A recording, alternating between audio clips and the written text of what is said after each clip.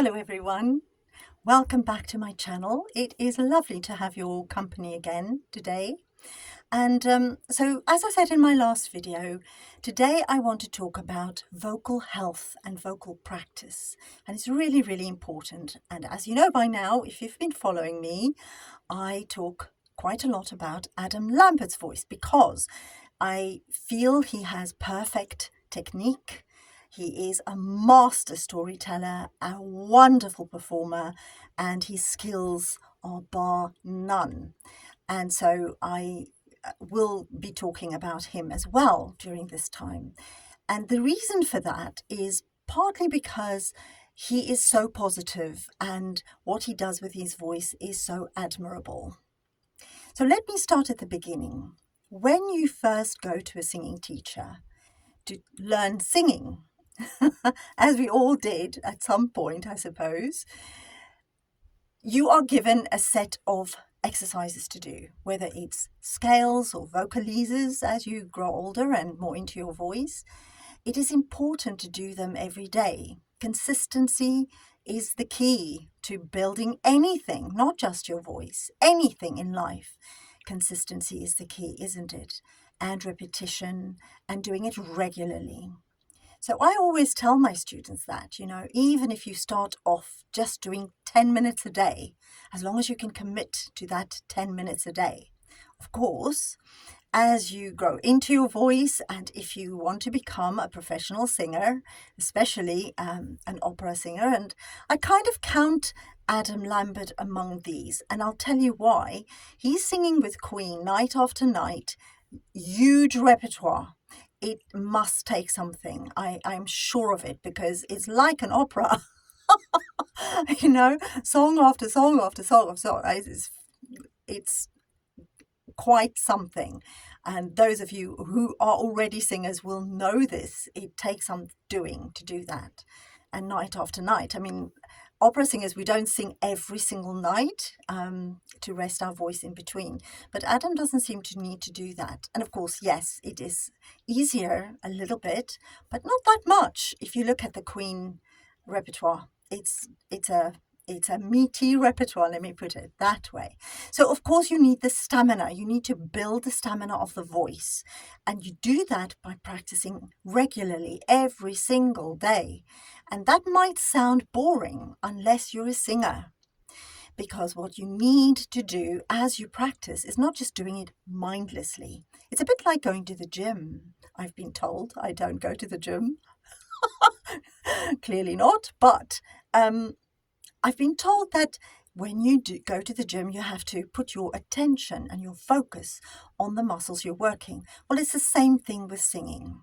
So while we're practicing and doing scales or vocalises or whatever it is that you are doing as a practice before you're doing songs, you need to put your focus into that. So it has to do with all the elements I've spoken about before already. So in summary, you need to look at your breathing. How do you breathe and sustain the phrase that you're going to sing next? How do you support your voice? Now, I haven't spoken about that yet. I will speak about that in a future video, but it has to do with muscles that we contract in our bodies. A lot of people think the voice is here, and it's not. This is just the vocal folds that are here. Your whole body is the voice. It's the instrument. And so the muscles that you use in your body is the muscles that allow the voice to come out of your mouth. And I'm sure you've seen this before, and I've mentioned it before. If you watch tiny babies and they scream and scream and scream and scream, they can do it without losing their voice. And they scream so loud the whole street can hear them. And they don't lose their voice at all. How do they do that? Their whole body is engaged. So watch and you'll see. If you ever see a small baby, the whole body is engaged in making the sound. The sound isn't just coming from here. The same with little birds. If you watch a bird, you'll see their whole little body is involved in making this huge sound that goes all the way around. You can hear them quite far, can't you? I can hear them through my double glazing windows sometimes. It's stunning. I love it. But that's the point. So you have to concentrate on these techniques. You also have to concentrate on singing legato, which is something we have spoken about before. And you have to sing on a line.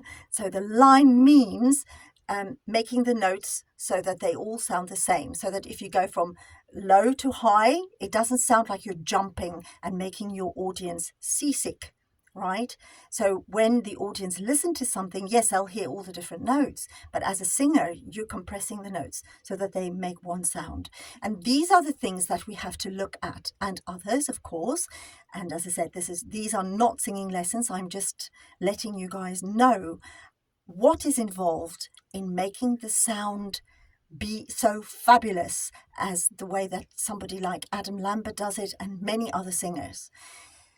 It's not, yes, it's talent, yes, but you have to hone the talent. You have to learn the techniques. You have to master them. And these are just for exercises. These are not for singing songs. These are just for the exercises. That's what we're doing, okay? So that's the first step to do. The second thing is to take a look at your instrument, because it is an organic instrument and it keeps changing.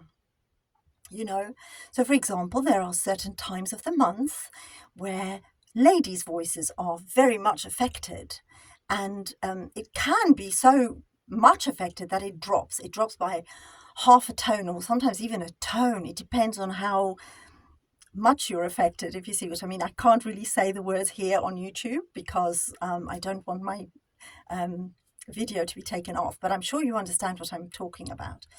It really affects you, your sleep or lack of it, how much water you've had, what you are eating. These are very, very important things to take into consideration. For example, if you know you are going to sing, things like dairy products, things that create phlegm, dairy products, sugar, chocolate, unfortunately, all of those things have to be put aside for those moments that you're going to sing. And of course, unfortunately also, or fortunately, there are lots of parties for singers afterwards. And we human, we want to go, we want to, enjoy ourselves and everything. And you can, of course you can, you must go and say hello to everybody and, mingle and network and all of those things that you have to do as a singer. But I would give advice. Do not drink anything with bubbles in them. That includes champagne, Prosecco, anything like that. It destroys your voice completely. I mean, alcohol is not good. It dries out your vocal folds. Yes, it does. But a small glass here and there wouldn't kill you. Absolutely not. I have seen singers, opera singers, drinking quite heavily and smoking. And smoking is the worst thing you can do for your voice. But people, as I say, are human and they enjoy their lives, and why not? I'm just giving you the broad sort of strokes of what it is to keep your voice healthy so that you have a long career. Now, unfortunately, I do sometimes from time to time hear singers who it's obvious that they are not taking care of their voices. You can hear it when they sing, and it stresses me because I'm thinking, oh wow, beautiful voice, and you're not going to have a very, very long career if you do that. I mean, some people, it gets so bad that they have nodules on their vocal folds and they have to go and get surgery for it. But if you look after your voice and you keep it healthy and you live a normal, healthy life, let's put it that way, then you will have a very long career. You will. There are people in their 80s still singing, I mean, you look at Dame Kiri Takanawa. She is an operatic soprano from New Zealand. Beautiful voice, absolutely stunning voice. And I think I may be wrong, but I think she's in her 70s, her late 70s now, and so the voice can last, but you have to look after it and treat it well. So that brings me to Adam Lambert's voice and how he looks after it. And it's very funny because I don't know if you know this, but I've been following Adam since his appearances on Idol, American Idol. And I remember in his very first show after that, he did a tour on which I was very lucky to be able to meet him as well and go and see him several times. But it was very interesting and funny because one of the I think it was a fan who snuck in and listened and recorded him doing his scales in his dressing room before he went on stage. And it was illuminating to see, or to hear, I should say, because you couldn't see anything, you could just hear him. But it was amazing because you heard the energy that he puts into doing those scales. Because, of course, when you do those scales to go on stage, it's a different thing altogether. You're not actually focusing, you are focusing on what your voice is doing, but you're also focusing on the energy that you're building to be able to go and do a performance. You know, it's a slightly different way of doing it.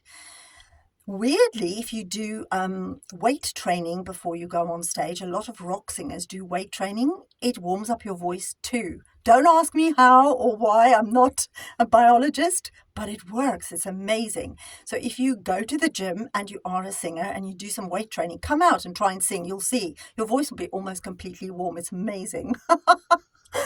But talking about doing scales in the green room or in your dressing room, I was studying with an operatic tenor once who said to me, "Darling, don't leave your voice in the dressing room," because unfortunately that's what we all want to do, especially at the start of our careers. You know, you kind of go, oh, my voice must be warm, my voice must be warm. And then you do all these exercises to the point where by the time you go on stage, you're so tired. You can't actually sing. Yeah, not a good idea. So it's good to know your instrument. It's good to get to know your instrument. And you can only do that by working on it every single day. Even if you just sing in the shower, you'll begin to understand how your body works with your voice. And so that's really, really important. Anyway, it was just a little thing to let you know about vocal health and how we practice to keep our voices healthy and have a long, long career, hopefully. So I hope you found this interesting. If you did and the video resonated with you, I'd love it if you'd like it and share it maybe. And if you haven't done so yet and you enjoy my content, please subscribe to my channel. It would mean the world to me because I'd like very much to be able to grow the channel and talk more about voice and how important it is in the world. And of course, Adam Lambert's voice as well, of course. So thank you very much for being here. Until next time. Mwah.